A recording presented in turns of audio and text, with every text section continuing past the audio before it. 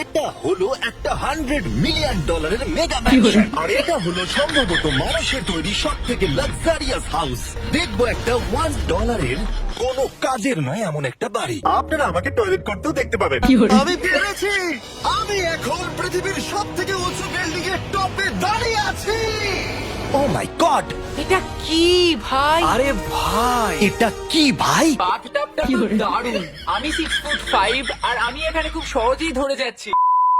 এটা হলো একটা $100 মিলিয়ন মেগা ম্যানশন, আর এটা হলো সম্ভবত মানুষের তৈরি সব থেকে লাক্সারিয়াস হাউস, যেটা লিটারালি একটা সুনামিকেও প্রতিরোধ করতে পারে। এগুলো দেখার আগে আমরা দেখবো একটা $1 কোনো কাজের নয় এমন একটা বাড়ি। আপনারা আমাকে টয়লেট করতেও দেখতে পাবেন। আর ভিডিওর শেষ অবধি অনেক মজা হতে চলেছে। এটা ছিল $1 হোটেল। আমরা এই সমস্ত জায়গায় রাত কাটাতে চলেছি। শুরু করব আমরা পৃথিবীর সব থেকে সস্তা হোটেল দিয়ে। একটা শেড তো আছে। এটার দাম $1। তুমি এর জন্য কেন $1 নিচ্ছ?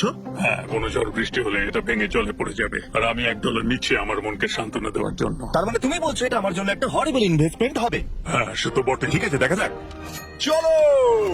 পরে আমরা এই ভিডিওতে একটা বাড়ি দেখবো যেটা এই বাড়িটার থেকে 100 মিলিয়ন গুণ বেশি দামি। এটা ছিল $1 হোটেল, আর এবার আমরা যেতে চলেছি 100 মিলিয়ন গুণ বেশি দামি। তাই চলো যাওয়া যাক একটু ভালো বাড়িতে। আর যেহেতু এই বাজে বাড়িটায় আমি আর দ্বিতীয়বার পা রাখতে চাই না। সবে মাত্র শুরু। পরে $50,000 হোটেল, $1.5 লাখের হোটেল, আর $10 লাখ পার নাইটের হোটেলও আছে। এত এফোর্ট কি করে করো? আমি এই ভিডিওতে $1,000,000 খরচা করতে চলেছি। তাহলে এটা ছিল $10,000 হোটেল। এরপরে আছে $50,000 একটা সুন্দর আর প্রাইভেট আইল্যান্ড, আর একটা $50 বাস।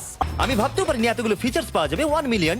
ও, এই বাড়িটা আমার দারুণ। এরকম বাড়ি থাকলে অনেকগুলো বন্ধুকে আমি বাড়িতে ডেকে নিতাম। সব মিলিয়ে দেখতে গেলে মজা করার জন্য এটা একটা খুবই ভালো বাড়ি, কিন্তু আমাদেরকে দেখতে হবে সব থেকে দামি বাড়িগুলো। তাই জন্য এবার আমরা দেখতে চলেছি $15 মিলিয়ন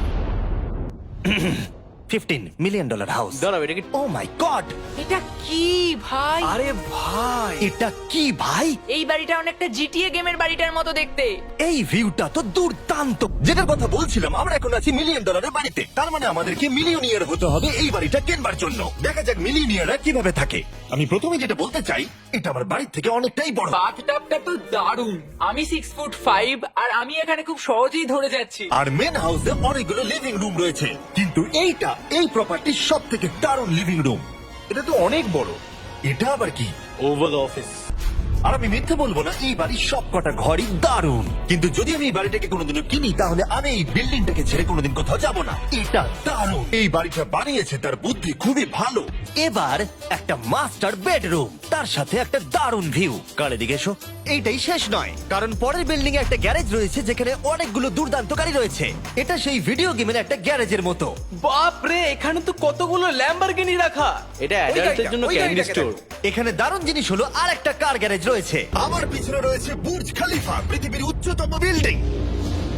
আর এই এক্সপেরিয়েন্সটা করতে আমি এই বিল্ডিং এর একেবারে টপে যাব। এই 2700 ফিট উঁচু বিল্ডিং এর একেবারে টপে পৌঁছানোর জন্য প্রথমে আমাকে 160 তলা অবধি লিফটে করে যেতে হবে, আর তারপরে যে 900 ফুট আরো বাকি থাকবে সেটা সিঁড়ি দিয়ে ওঠা ছাড়া আমার কাছে আর কোনো উপায় নেই। এটা অনেকটাই উঁচু। উফ, আমি পেরেছি। আমি এখন পৃথিবীর সব থেকে উঁচু বিল্ডিং এর টপে দাঁড়িয়ে আছি। এটা অসাধারণ। বাপরে, কত উঁচুতে আছি। আমার খুব ভয়ও লাগছে। আমার নিচে তাকালে হবে না, শরীর খারাপ হয়ে যেতে পারে। ভয় লাগছে আমার। স্বীকার করছি, ফেস্টিভ্যালের স্বাদ মাটিতে ভালো লাগে, কারণ মাটিতে আমার পড়ে যাবার ভয় থাকে না। আমি উচ্চতায় ভয় পাই। যখনই আমি আমার কোনো ভয়ের সম্মুখীন হয়েছি, তখন সেটা আমাকে অনেক কিছু শিখিয়েছে এবং মজাও দিয়েছে। এটা করে আমি খুব খুশি হয়েছি। তোমাদেরকেও বলবো, কমফোর্ট জোনের বাইরে এসো, এমন কিছু করো যেটা তুমি সাধারণত করো না। তাহলে তোমরা অনেক কিছু শিখবে আর মজাও পাবে। দেখার জন্য ধন্যবাদ। আশা করবো এই ভিডিওতে আমাদের পরিশ্রম তোমাদের ভালো লেগেছে। সবাইকে আই লাভ ইউ।